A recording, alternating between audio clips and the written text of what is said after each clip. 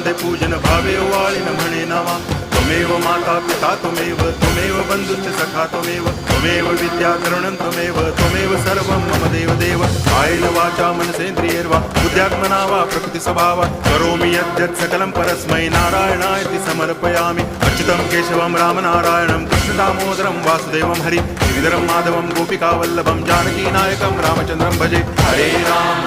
Ram Ram